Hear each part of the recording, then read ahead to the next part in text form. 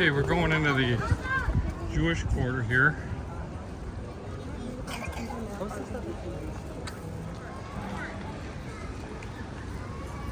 This is usually one of the busiest spots during Sukkot.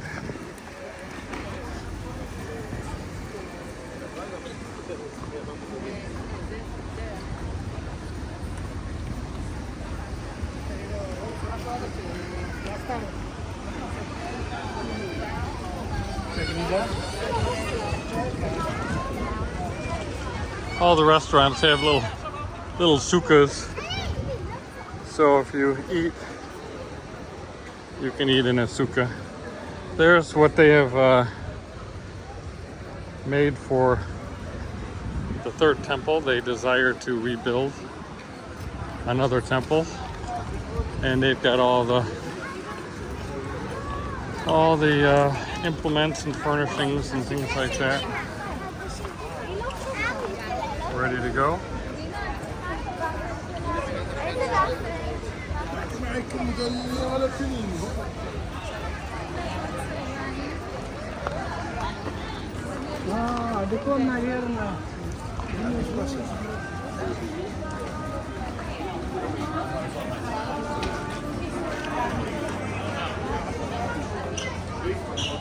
Looks like it.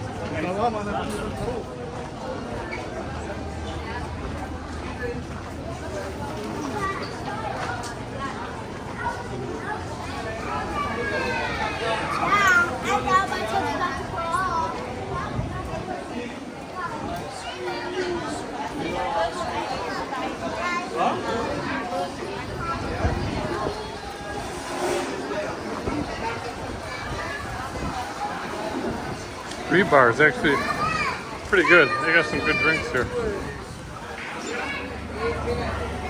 Okay, I got my halva. This is really good stuff. It's halva, dates, walnuts, tahini, and I have them do it in goat's milk. So it's pretty good, pretty healthy.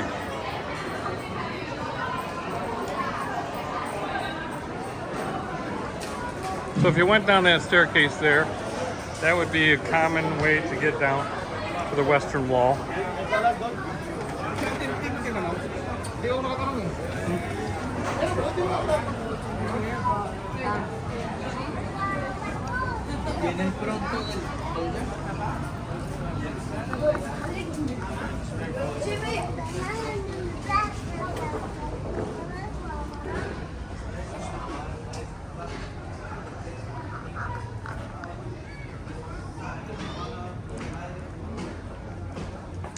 It's a little quieter once you get off the beaten path.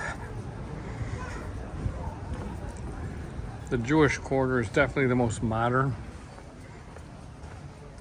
A lot of modern apartments and new construction.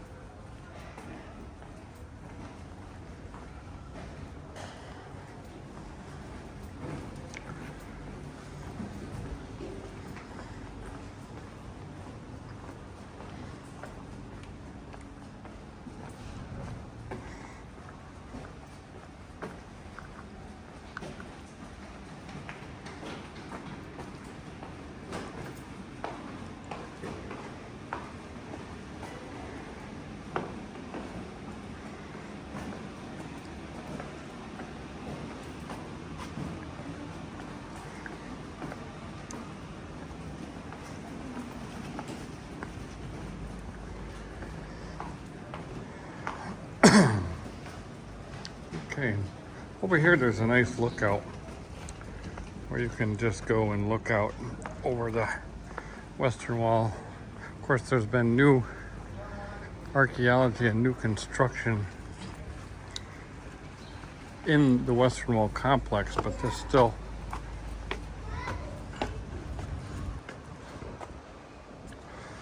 allows you to see over Excuse me.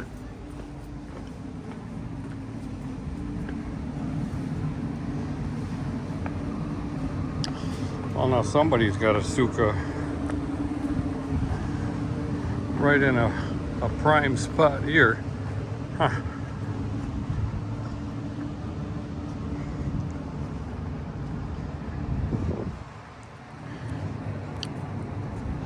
Yeah, so this is not the view that it used to be. It used to be that this was all opened up down here. Then they did some archaeology. They made some finds. And then they built a building over the archaeology, so you can actually go in there and go down below the modern surface. But so this used to always be wide open, and you could see down everything that was going on down there. Now you just got a little bit of a view of the Western Wall, and they have the men on the left, women on the right, and that walkway there is the path that you can actually take up. You can line up down over there on certain days of the week. During the Hag, they're only going to do it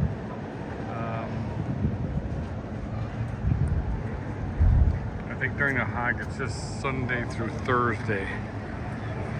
They don't like to have people going up there on, volatile times like when the Muslims go for their prayer and when the Jews have Shabbat.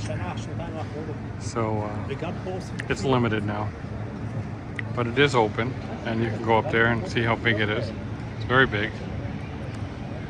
And there's the Dome of the Rock is up there, and that's the Al-Aqsa Mosque at the far southern end of the complex. And to the right of the Western Wall, you can actually go in over here. I'm sorry, to the left. They have Western Wall tours where you can actually go in and follow the wall, and you can get right down to the foundation, which there's an amazing monolithic stone down there, which really points to something even bigger and older than anybody can imagine.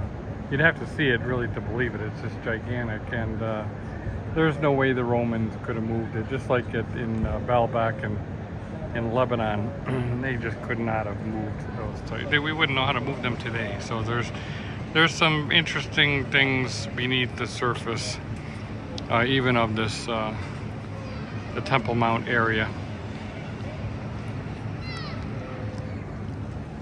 And actually behind the minaret of the Al-Aqsa Mosque, you can see the minaret of that other mosque that Ernest L. Martin says the Muslims commemorate the crucifixion site of Yeshua. So that's just on the lower edge of the Mount of Olives behind this. And of course you can see the Mount of Olives up above this Temple Mount complex, the Church of the Ascension up there. You can see some of the tombs. And of course there's so many tombs.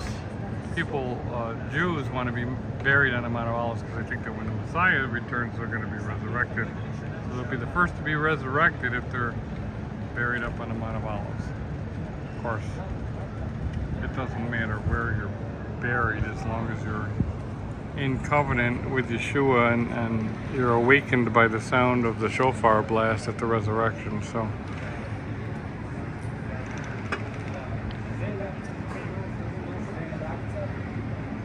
anyways, that's the Western Wall. And again, it's the Western Wall of something. It's not the Western Wall of Jerusalem. It's either the Western Wall of a Roman fortress or the temple. I tend to lean on the side of it being the fortress that could contain the 10th Roman Legion, and that the actual temple was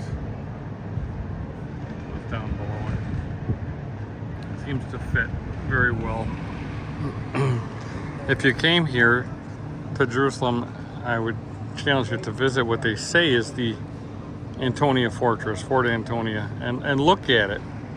Even look at it on a map and just see how how small it is. There's just no way it matches any of the other Roman legion encampments.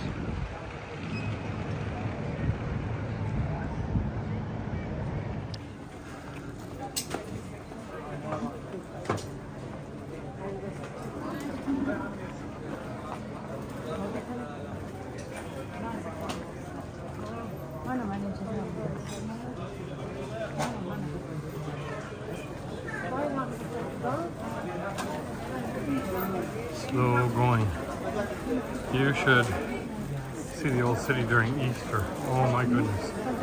It is just a mob scene.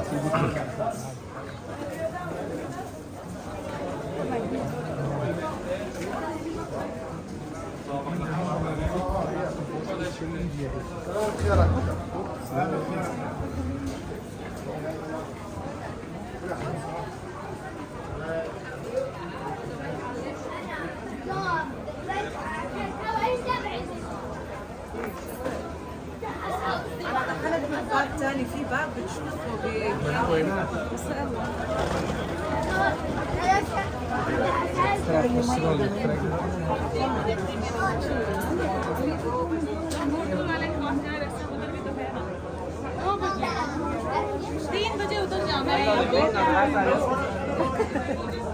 ¿Para dónde están? Vamos para la tumba, ¿no? Dijimos, ya estamos aquí cerca. Pues no sé qué tan cerca esté.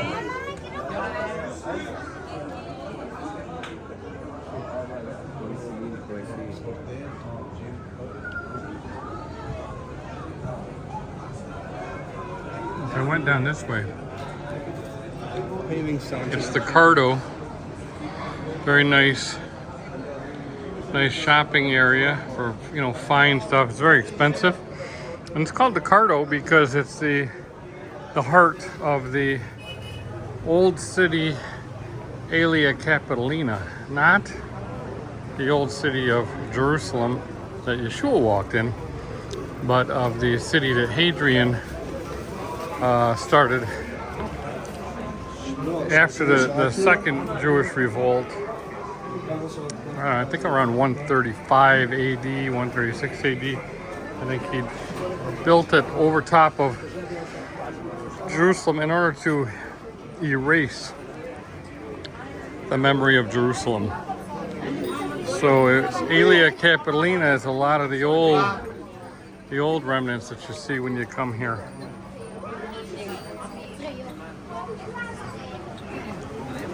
Not always easy to get down to the Yeshua level archaeology. There are spots, but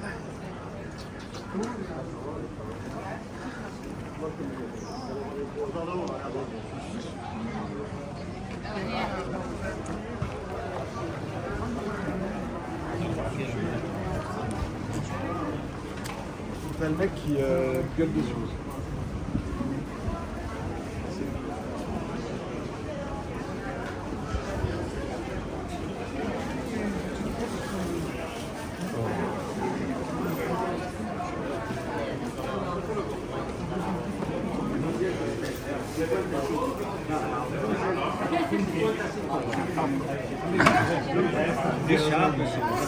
My z Polski, ale też się potrafimy te targować. Bardzo dobrze.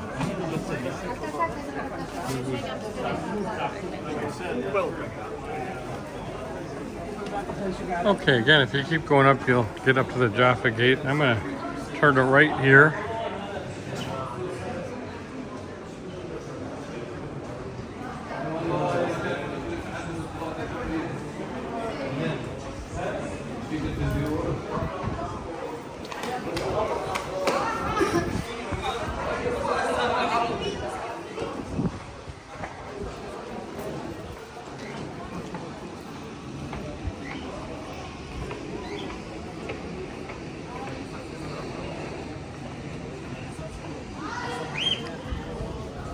This is an interesting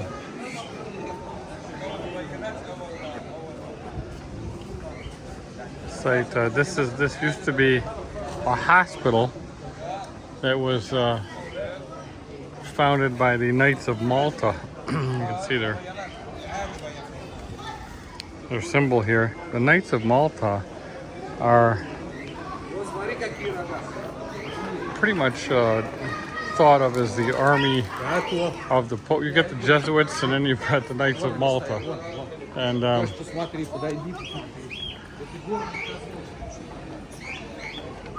they would go in and build hospitals. How can you say no to a hospital, right? And then they would be like the CIA of the Pope. You know, they would provide information, the different areas that they built their hospitals. So it was a clandestine operation veiled as a humanitarian effort.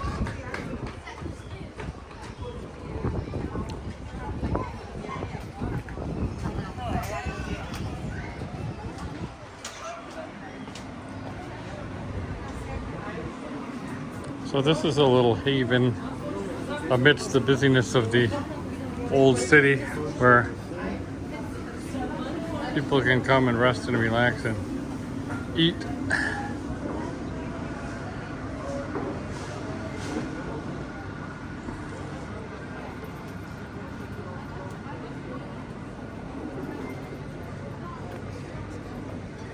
And that's what I'm going to do right now.